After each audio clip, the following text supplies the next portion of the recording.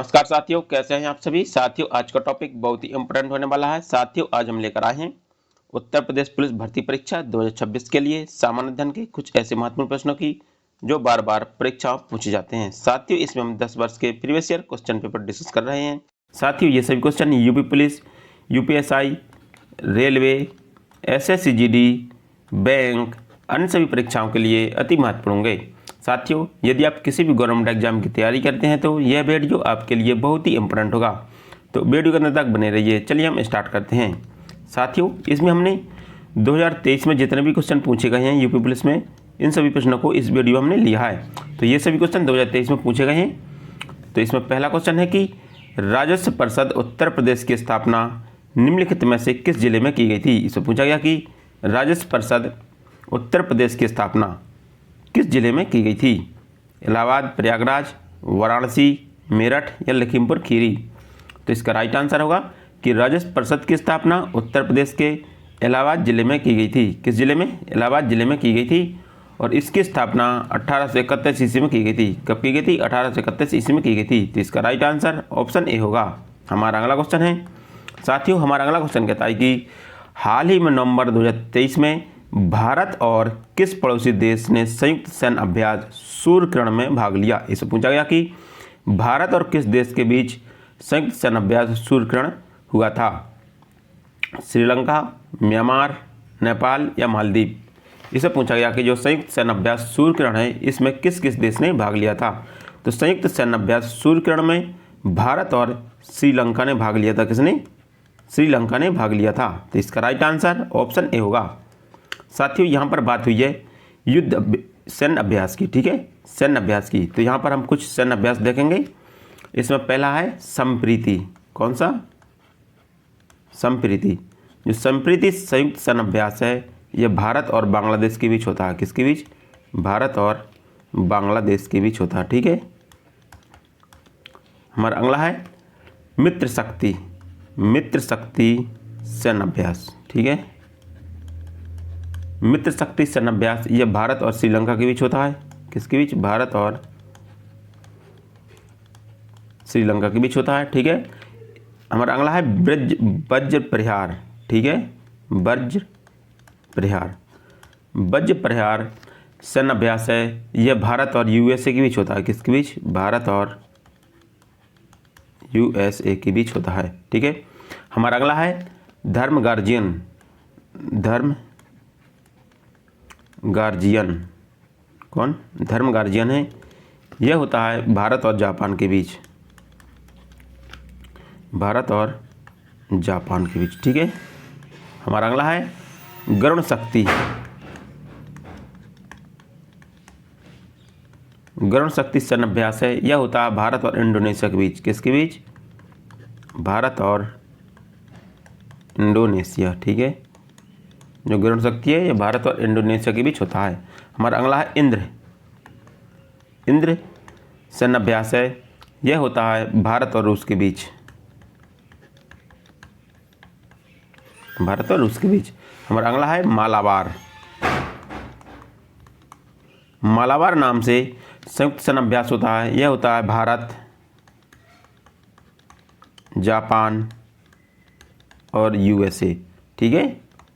जो मालाबार संयुक्त सैन्य अभ्यास है, यह भारत, जापान और यूएसए के संयुक्त सैन्य अभ्यास है, ठीक है। हमारा अगला क्वेश्चन है। साथियों, हमारा अगला क्वेश्चन कहता है कि हाल ही में प्रधानमंत्री ने निम्नलिखित में से किस रेलवे स्टेशन से नई अमृत भारत ट्रेनों को हरी झंडी दिखाई थी। इसे पूछा गया कि प्रधानमंत्री ने किस रेलवे स्टेशन से अमृत भारत ट्रेनों को हरी झंडी दिखाई थी। हरिद्वार, नई दिल्ली, अयोध्या या वाराणसी। तो इसका राइट आंसर होगा अयोध्या, ठीक है। प्रधानमंत्री नरेंद्र मोदी ने 30 दिसंबर 2023 को अयोध्या रेलवे स्टेशन से अमृत भारत ट्रेनों को हरी झंडी दिखाई थी। तो इसका राइट आंसर ऑप्शन सी होगा। हमारा अगला क्वेश्चन है। साथियों, हमारा अगला क्वेश्चन कहता है कि रूस यूक्रेन संघर्ष क्षेत्र से भारतीय नागरिकों को निकालने के लिए भारत द्वारा शुरू किए गए ऑपरेशन का नाम निम्नलिखित में से कौन सा है। इसे पूछा गया कि रूस यूक्रेन संघर्ष क्षेत्र से भारतीय नागरिकों को निकालने के लिए भारत द्वारा शुरू किए गए ऑपरेशन का नाम क्या है। इसे पूछा गया कि कौन सा ऑपरेशन चलाया गया था। ऑपरेशन रक्षण, ऑपरेशन गंगा, ऑपरेशन अश्वगंधा या ऑपरेशन सुजय।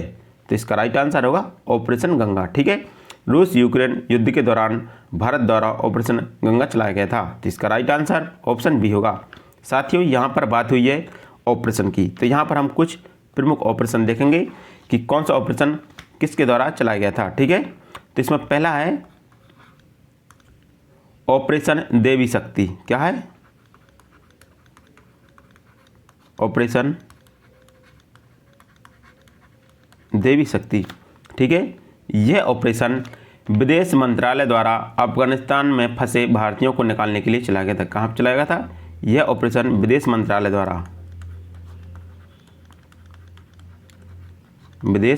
द्वारा अफगानिस्तान में फंसे भारतीयों को, ठीक है, फंसे भारतीयों को निकालने के लिए चलाया गया था। ठीक है, ठीक है, जो ऑपरेशन देवी शक्ति है यह विदेश मंत्रालय के द्वारा चलाया गया था और यह ऑपरेशन अफगानिस्तान में फंसे भारतीयों को निकालने के लिए चलाया गया था। हमारा अगला है ऑपरेशन आहट। ठीक है, दूसरा है ऑपरेशन आहट। ठीक है, ऑपरेशन आहट है यह आरपीएफ के द्वारा चलाया गया। किसके द्वारा? यह ऑपरेशन आरपीएफ के द्वारा चलाया गया है। यह ऑपरेशन महिलाएं एवं बच्चों की तस्करी को रोकने के लिए चलाया गया। किसके लिए? महिला एवं बच्चों की तस्करी रोकने के लिए।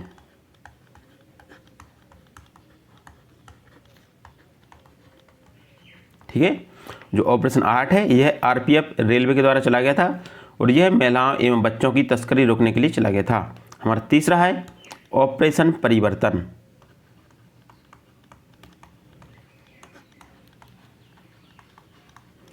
ऑपरेशन परिवर्तन है यह आंध्र प्रदेश पुलिस के द्वारा चलाया गया। किसके द्वारा?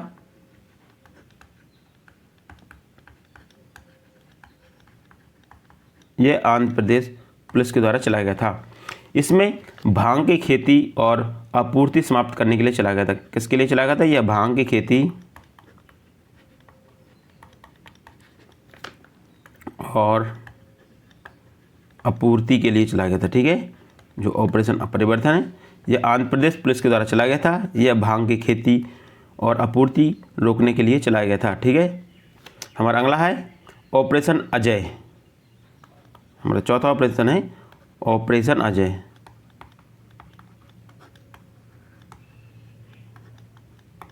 ऑपरेशन अजय यह युद्धग्रस्त इजराइल से भारतीय नागरिकों को वापस लाने के लिए चलाया गया था। यह कहाँ चलाया गया था?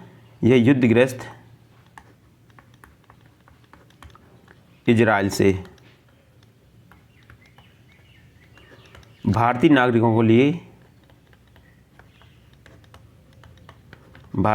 को वापस लाने के लिए चलाया गया था। ठीक है, जो ऑपरेशन अजय है यह युद्धग्रस्त इजराइल से भारतीय नागरिकों को वापस लाने के लिए चलाया गया था। तो ये कुछ इम्पोर्टेंट ऑपरेशन है जिनको आपको याद रखना है। ठीक है, हमारा अगला क्वेश्चन है। ठीक है, अगला क्वेश्चन देखते हैं।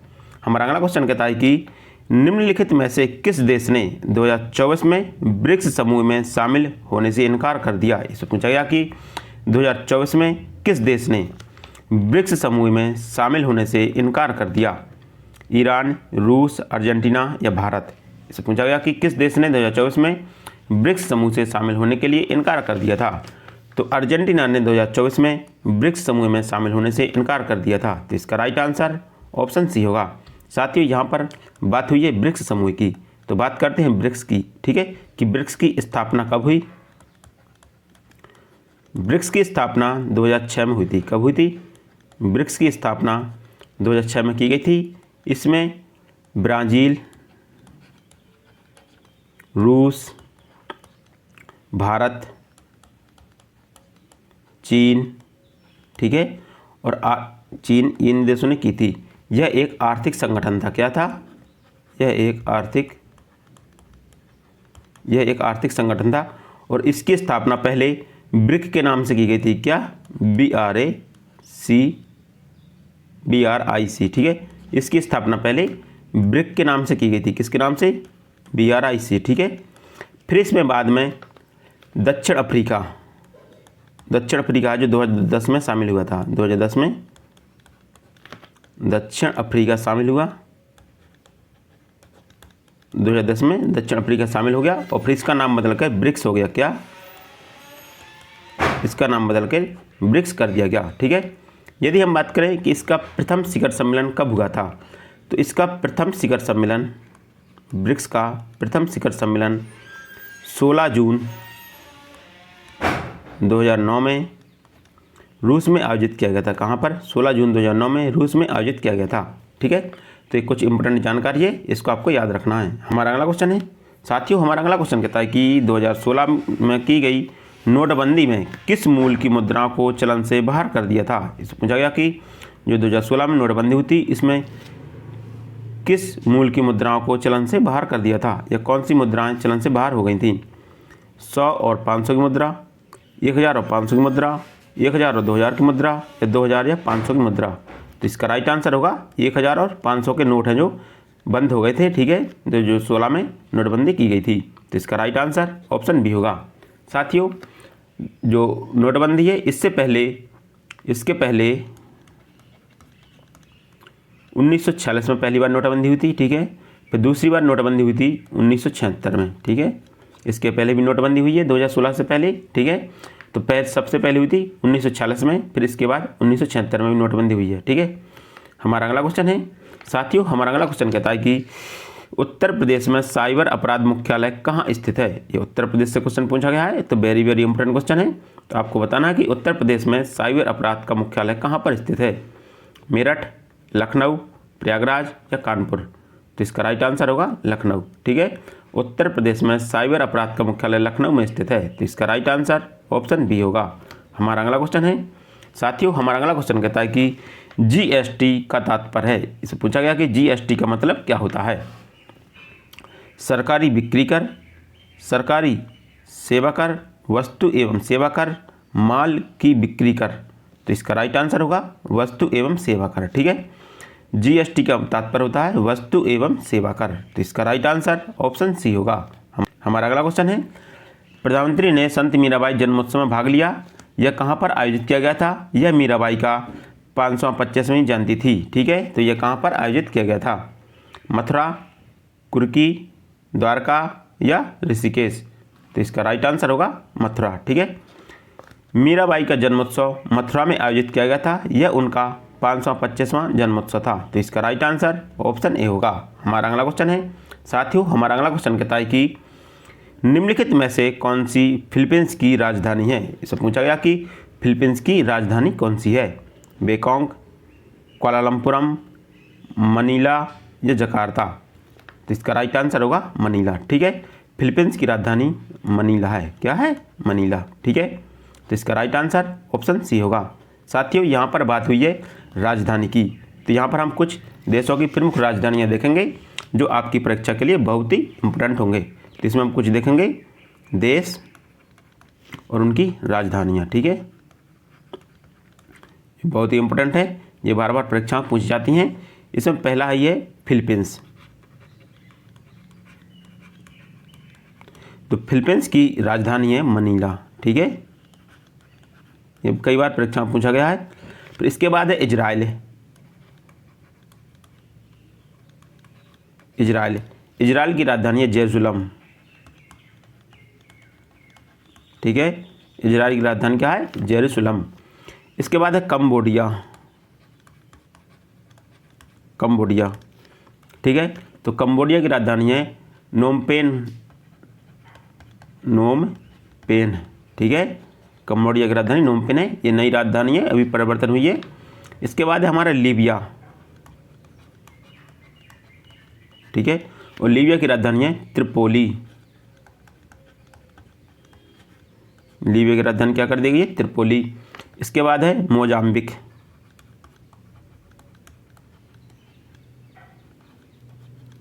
ठीक है। मोजाम्बिक की राजधानी है मपूतो, ठीक है, मपूतो है। इसके बाद हमारी फिनलैंड,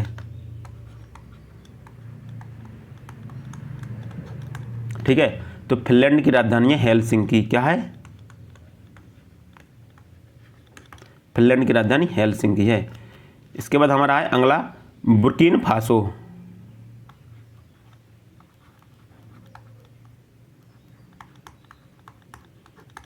हमारा अगला है बुर्किना फासो, और बुर्किना फासो की है ओनागोंडा, ओनाडोगो। क्या है? ओनाडोगो। ठीक है, बुर्किना फासो को याद रखना कि बुर्किना फासो की है ओनाडोगो। ठीक है। इसके बाद हमारा है किरबाती। किरबाती की राजधानी क्या है?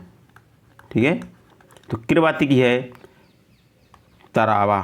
ठीक है, किरबाती देश एक, इसकी राजधानी है तरावा। फिर से देखते हैं, फिलीपींस की राजधानी है मनीला, इजराइल की राजधानी है जेरूसलम, कंबोडिया की राजधानी है नोमपेन। ठीक है, लीबिया की राजधानी है त्रिपोली, मोजाम्बिक की है मुपतो।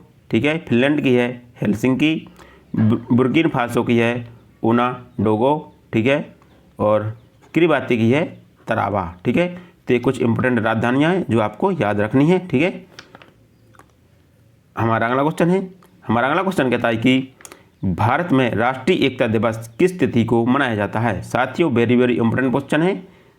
आपको बताना है कि भारत में राष्ट्रीय एकता दिवस किस तिथि को मनाया जाता है? 26 जनवरी, 31 अक्टूबर, 14 नवंबर या 2 अक्टूबर? तो इसका राइट आंसर होगा 31 अक्टूबर। ठीक है, जो भारत में राष्ट्रीय एकता दिवस है यह सरदार वल्लभ भाई पटेल की जयंती के रूप में मनाया जाता है। ठीक है, सरदार वल्लभ भाई पटेल, इनकी जयंती के रूप में मनाया जाता है। ठीक है, यह 31 अक्टूबर को मनाया जाता है। तो इसका राइट आंसर ऑप्शन बी होगा। साथियों, यहाँ पर बात हुई है राष्ट्रीय एकता दिवस। ठीक है, तो इसमें हम कुछ प्रमुख दिवस देखेंगे, जिसमें पहला है, ठीक है, यहाँ पर हम कुछ प्रमुख दिवस देखेंगे। इसमें है जैसे कि विश्व सांख्यिकी दिवस,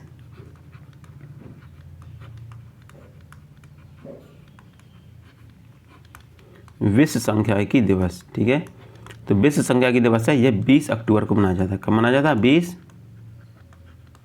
20 अक्टूबर को मनाया जाता है। हमारा अगला है संयुक्त राष्ट्र दिवस।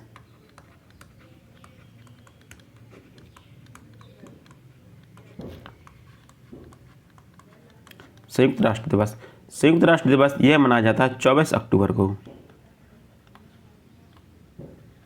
ठीक है, संयुक्त राष्ट्र दिवस की स्थापना 24 अक्टूबर को हुई थी, तो संयुक्त राष्ट्र दिवस 24 अक्टूबर को मनाया जाता है। इसके बाद है राष्ट्रीय खेल दिवस।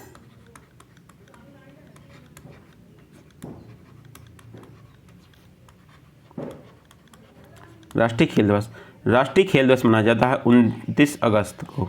कब? 29 अगस्त को राष्ट्रीय खेल दिवस मनाया जाता है। हमारा अगला है अंतर्राष्ट्रीय जैव विविधता दिवस। अंतर्राष्ट्रीय जैव विविधता दिवस,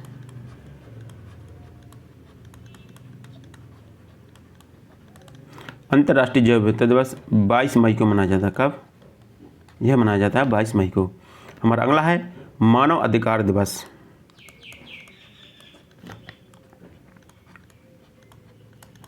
मानव अधिकार दिवस यह मनाया जाता है 10 दिसंबर को। मानव अधिकार दिवस 10 दिसंबर को मनाया जाता है। हमारा अगला है सुशासन दिवस।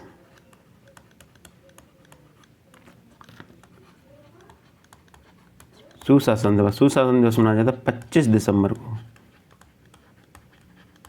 ठीक है, हमारा अगला है विश्व पृथ्वी दिवस।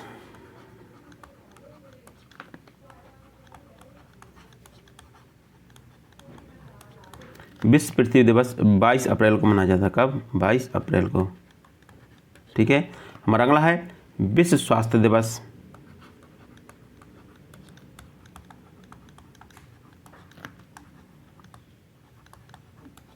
विश्व स्वास्थ्य दिवस मनाया जाता है 7 अप्रैल को। कब? विश्व स्वास्थ्य दिवस 7 अप्रैल को मनाया जाता है। हमारा अगला है पराक्रम दिवस।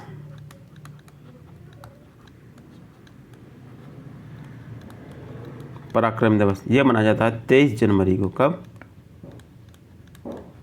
पराक्रम दिवस 23 जनवरी को मनाया जाता है। तो ये कुछ इंपॉर्टेंट दिवस हैं जो आपको याद रखने, ये आपकी परीक्षा के लिए बहुत इंपॉर्टेंट है, क्योंकि ये बार बार परीक्षा में पूछ जाते हैं।